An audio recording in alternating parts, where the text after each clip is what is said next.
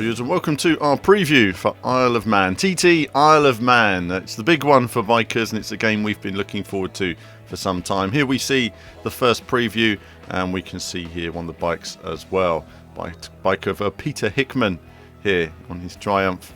The bike detail is tremendous. There are 40 bikes, 23 riders.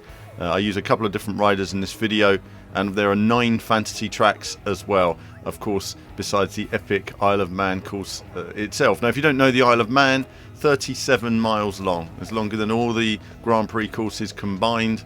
Nürburgring is but a child compared to learning this course. 264 circuits.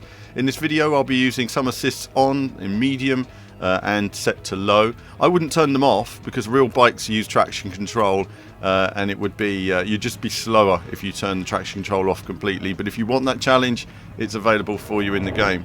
First thing you want to do though is a bit of Isle of Man TT as the legend, the man himself, John McGuinness, riding here on his Honda.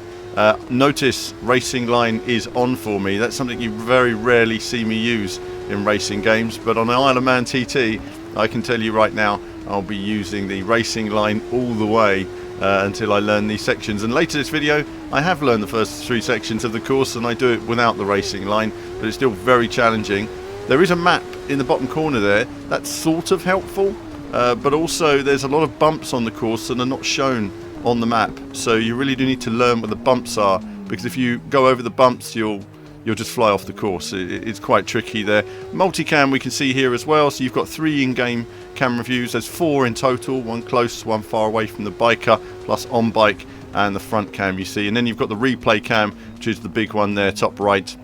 That goes through a variety of angles, and it has that excellent on-bike camera, which we'll look at a bit at again later, but some nice viewpoints, giving an idea of the intensity of the speed and, wow, balls to the wall craziness of these bikers. I mean, they really go for it.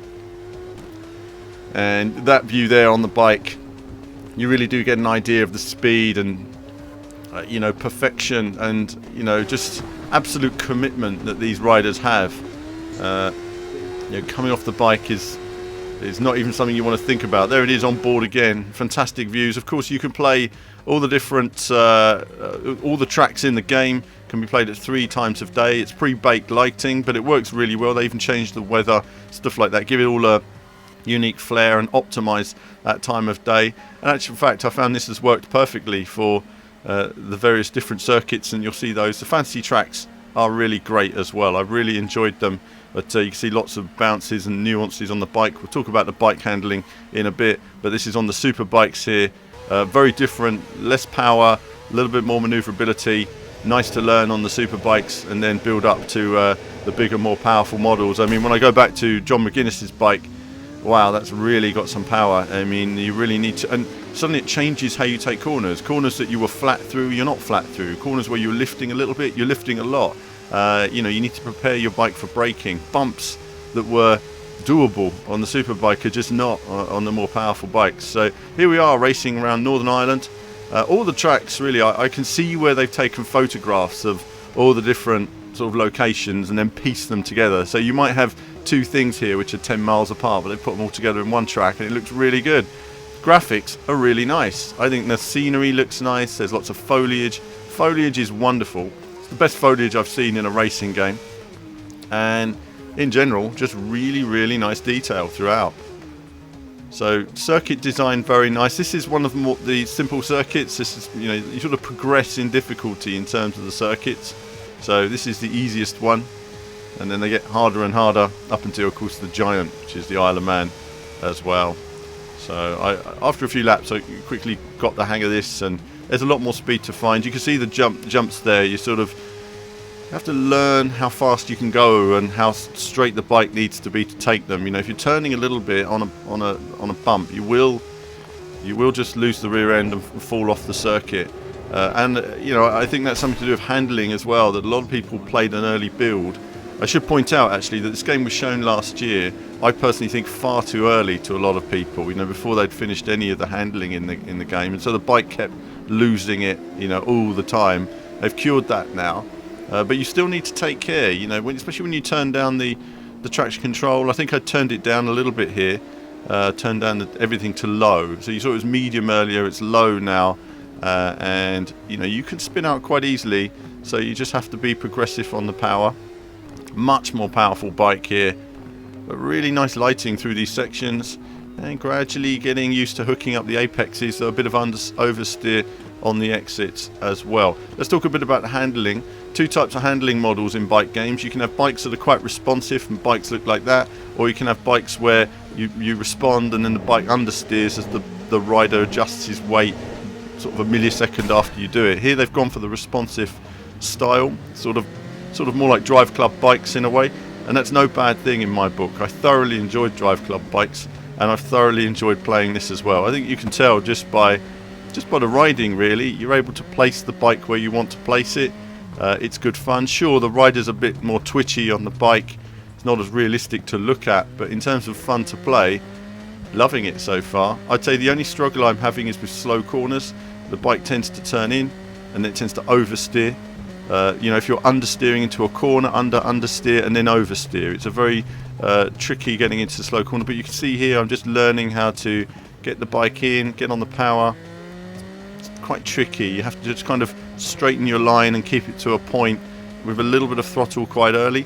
When you have traction control on, say medium, I find that it's quite invasive in terms of getting on the power. So I like to go into a corner, and if I'm oversteering, a bit of power just helps to move me out on the exit. Because the power cutting is quite slow with traction control on, I turned it to low, and it just kind of helped me a little bit with that. On board the bike, there's an on-board bike with various different options you can do for on board the bike, but I'm using the sort of front cam here. Found it perfectly playable. Very rarely do I play a bike game from this angle. When I was playing it, it reminded me of the old Manx TT arcade game. I don't know if any of you guys have played that out there. Probably the best biking arcade experience ever by a mile, and this really felt like that. It gave me that Manx TT kind of vibe of what it was like on the bike, and leaning your body weight into the corners. Absolutely brilliant. And you know, again, putting the bike where you want to put it really helped. It kind of, the funny thing is, when I was playing these bike races, we look at Scotland of course, is it felt a bit like Hang On, you know, and I like Super Hang On. It does kind of feel that Super Hang On vibe, so it scratches that itch in terms of bike racing and that feel of street racing. And again here, moving from the super bike to the more powerful bike again, it changes everything in terms of braking points and lines through corners. This is certainly a trickier bike to ride, there's no doubt about it. But look at the detail and the foliage and the lighting, you know, it's really nice throughout. And I really was impressed with the detail of these fantasy tracks, and I'm really glad that they've made quality fantasy tracks. You know, we don't always need the same licensed tracks in every single game. It's nice to see a bit of creativity, because quite frankly a lot of licensed tracks are a bit dull, so it's nice to see where they've been able to put all the work into Isle of Man and make the best Isle of Man they can, and then make these fancy tracks as well. It's a nice addition, but it's an essential addition, it has to be said. Here we're in Wales now. Again, Wales has some fantastic roads to drive down, a variety of scenery, and this accurately captures all the essence of Wales as well.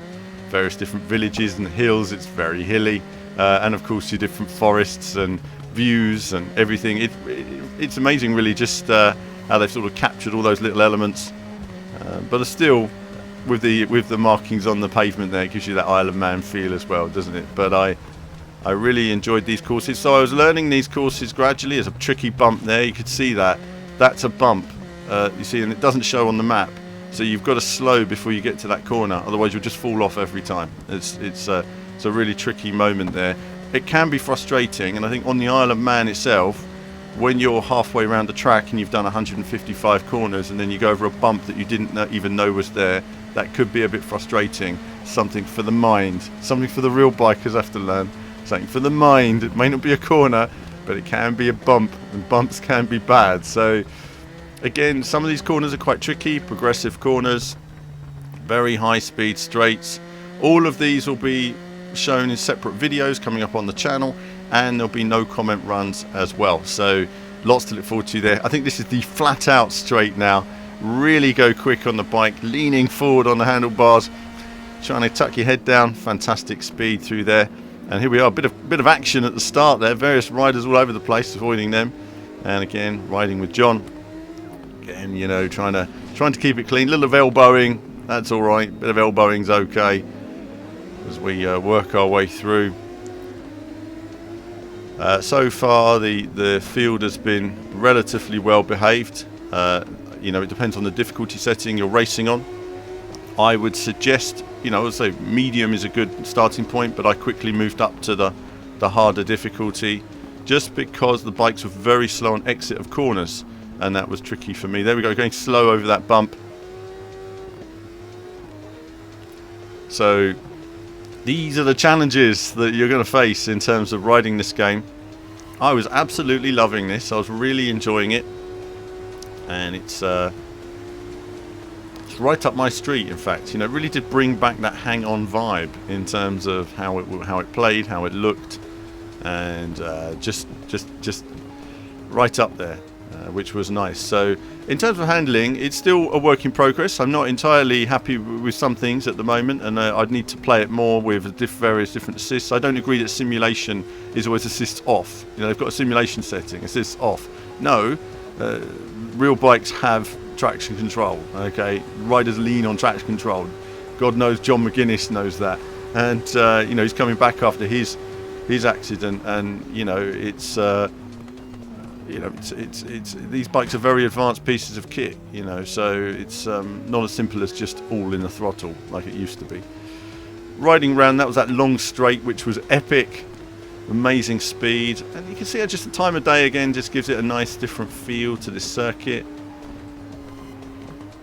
Sunlight on the track, the feeling of speed, and yeah, I was learning these courses gradually and just really getting into them. I found the slow corners to be the bits I was least comfortable with, but I was getting better with them. I just wanted to get through them. And of course, there we are, another look at the bike models as well. Really nice bike models. Again, this is all a work in progress, it has to be said. This isn't the finished game. This is a demo I have of the game, which is limited to 3 tracks, 3 bikes, or 2 bikes in each race option. And of course, just the first 3 stages, the Isle of Man TT. Now, this is all about the Isle of Man TT. And there is that onboard cam. Love that camera. And I tell you, learning this course was not easy. When I turned the assist off, the bike went in the wall, the bike went all over the place, the bike was oversteered. I mean, it wasn't as straightforward as you think it's going to be. Ouch. And so there are a lot of crashes. There's no denying that. You know, you've got to... The amount of times I crashed just at the start, because once you turn down the anti-wheelie and you turn down the traction control, wow, you've got to be progressive. But you just need a few revs, not too much, just enough to get you off the line. You get that little wheel spin sound, that means you're losing time. You're just not getting traction, the bike's moving a little bit. There's a few bumps here down the hill, a little bit of a lift, and then through here, no racing line now. I've turned down the assists, I've turned off the racing line. I have the map in the corner, but I'm not really using that. I don't need to use it now. I've learned this section of the course. And again here, this is an earlier braking point than you expect it to be. The map doesn't tell you when to brake. You would think that it would be obvious when you see a corner, but nothing is obvious in this, and you'll find that. You'll look at the map and you'll think, oh, that looks like a full speed corner, or that looks like a little lift, and actually it's quite different when you get there depending on bumps and gradient. It really you really do need to learn it here. Bike oversteered a little bit. That was the problem I was having with slow corners there. Lost time on that corner. Again here, I'd like the bike to have been a little bit wider, just to have had an earlier line in, but I'm playing it safe because I want to actually finish the stage without crashing to make this video. So I thought to myself, well, let's keep it sensible, be progressive on the power through these sections. Really nice detail. As you can see, everything's well modelled. I'd be really interested to hear from a biker's perspective. I mean, John McGuinness is certainly happy that the detail of the circuit is being put in there to be exact. And of course, where it takes a rider 3 years to learn this circuit, now it's going to be something where they can learn at home, right, and they can really get an idea on some of the elements of it. Obviously, it's different on the real circuit, but this will help so much as a training tool. A bit of onboard action here on the front cam. And look at that. Look at the feeling of speed. Wow. Flat out through those sections. I mean, balls of steel. crazy balls of steel to get through these sections. Unbelievable. And especially on the back part of the circuit as well, you know, when they go off into sort of the moorland area, it's the speeds that these guys go at. And over bumps as well. It's just remarkable. Just a word on audio. The audio throughout, there's some really nice spot effects. I do like the fact they've added the wind effect. That's something many games forget when you're on the bike. There's a nice feeling of wind. You'll hear this in some no comment runs. Bike sounds themselves, they're alright. I mean, I wouldn't say they're you know, the tip top, but they're not bad. It's not a bad sounding game by any means. It's everything is passable so far. So I think in terms of how much it sounds like the real bikes, depends on if you've been on the bikes, really. The sound of being on a bike to the sound of listening to a bike going past you are two completely different things to the sound of hearing a bike on a YouTube video. So everybody has their own opinion of what something should sound like, but it really depends on what your experience is. And I notice that in all of our videos as well. Often people learn entirely what something sounds like by a YouTube video, which is never the best way to do it. But of course you can see here the foliage and the detail and the trees. Look at that. Really, really nice detail throughout. So 9 tracks, awesome tracks. I haven't shown you the half of it yet. I mean, there's a lot to look forward to. 40 bikes, that's a great number of bikes. I'd rather quality over quantity. So many games now just fat with the same things and they handle the same way. No, we need a bit of quality in there. The circuit itself is as long as all the Grand Prix circuits combined. Good luck learning the 264 corners on this.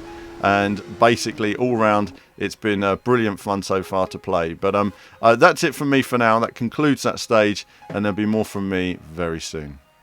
Well, how do you like it?